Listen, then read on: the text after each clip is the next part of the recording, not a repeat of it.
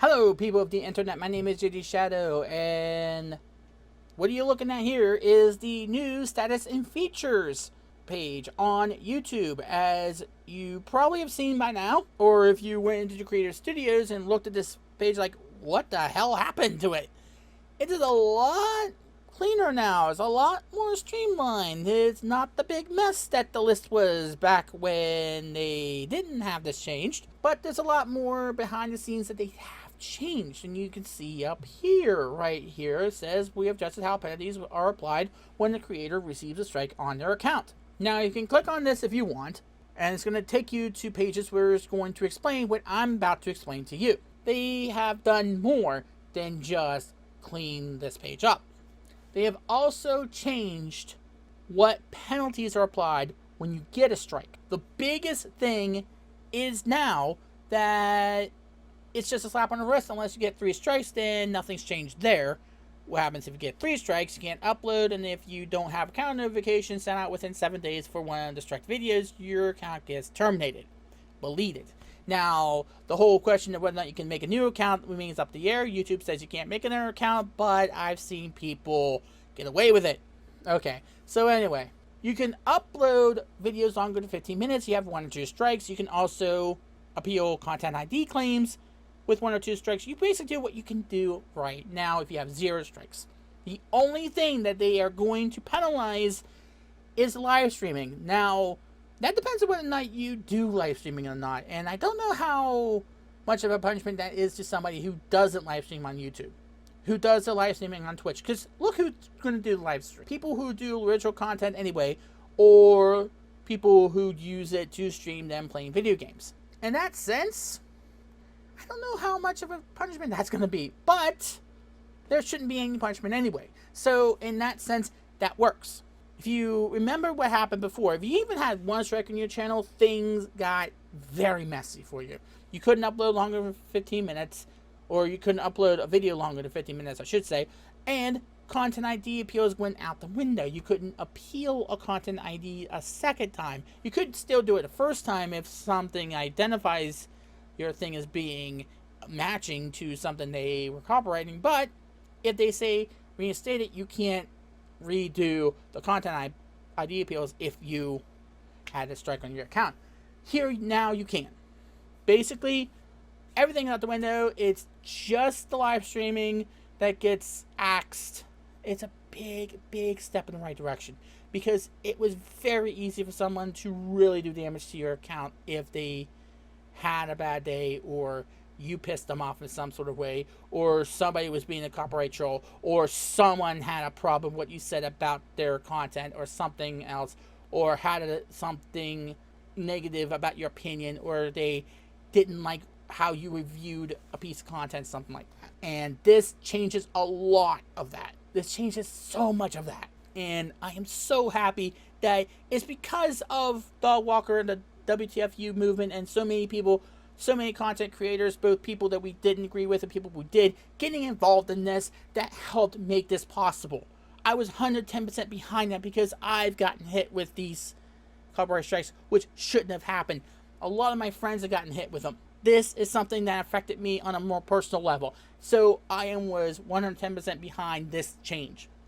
But there needs to be some more work done. There's other things that YouTube can do about how DMCA claims are handled in the first place. There's safe harbor laws. As much as it gets YouTube out of the hairy situations, ties their hands behind their back, and they really can't do anything about these DMCA claims.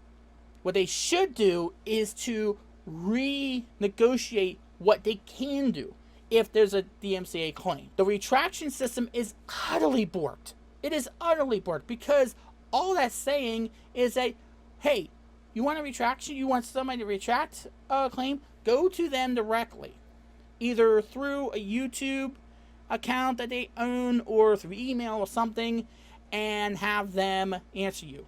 Half the time, copyright owners are never even going to read them. Half the time, if they're a big owner, they're a big company, they're not even going to read them. They don't care. They don't care if they have 1,000 emails about these in their inbox. They don't care. What YouTube needs to do about retractions is to handle them directly. Instead of YouTube telling them to talk to the copyright owner or to the claimant, instead have YouTube be sent the retraction. What I mean by that is that YouTube gets the retraction that the creator wants to send to the claimant. Then YouTube takes that retraction and gives it to the claimant and gives them a set amount of days to respond to it. But they say you have to respond to it. You cannot just ignore it. You have to either respond to it or we're going to reinstate the video. And more along the lines of reinstating videos, that's another big thing. Taking down videos in the first place before a person or a defendant has a chance to defend themselves and has a chance to make an appeal. They should have a couple days to make an appeal. And if that happens, if they appeal, then what would happen is the same way that they handle content IDs now with the monetization. They hold it on a side account until it gets resolved, and then it goes from there. Maybe as well, the video might stay up with a little bit of warning saying that, hey, this is a dispute for a DMCA claim, be aware of it, but don't take down the video to begin with, because that makes... But don't take the video down in the first place, because that is you saying that the creator is guilty before they're proven innocent. And then if they file a counter notification, either the video will get reinstated anyway, or they're going to court about it.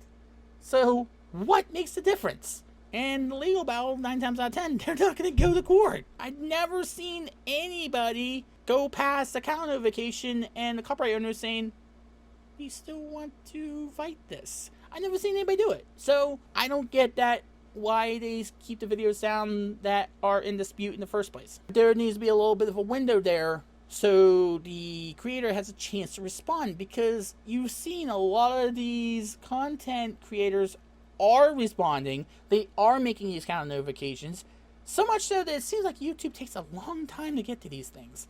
And that would speed up the process if YouTube did that. If YouTube said, hey, you have a couple of days in order to respond, and because of that, we're going to guarantee somebody's going to see it that can make a decision or make the decision to approve it and send it to claimant. And here's the thing. Why is YouTube making that judgment of whether or not they're going to send it to the claimant? Why is YouTube the middleman at that point, but not in these other points? Why is it okay for YouTube to be that negotiator at that point? In no other part of the process is YouTube ever a part of that process, besides taking the video down and giving you the tools in order to contact the claimant. If you're missing something in that field, then make it a requirement for you to hit submit.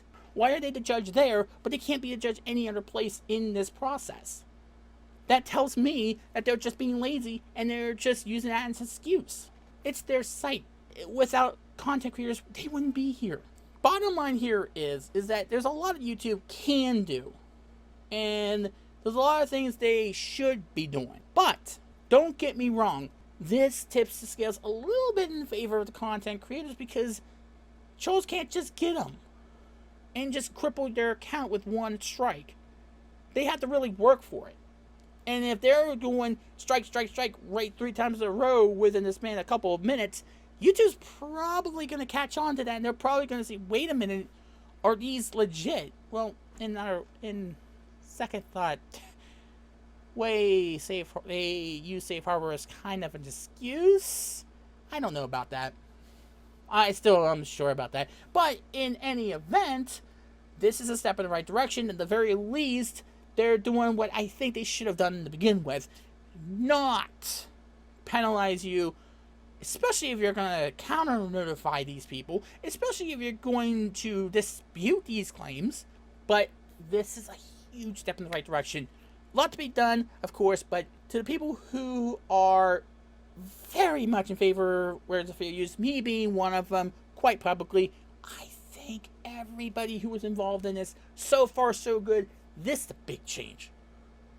This is a huge step in the right direction. And you are the ones that made this happen. You are the ones that made this happen. You went to Congress, you went to YouTube, you went everywhere and said, this needs to change now. And we are not going to shut up anymore. You're not going to make us go away.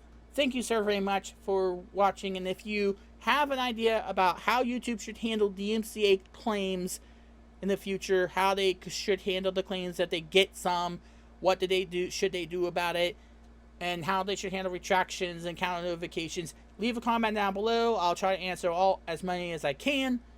Anyway, thank you so very much for watching. My name is JD Shadow, and I'm still going to ask, where's the fair use?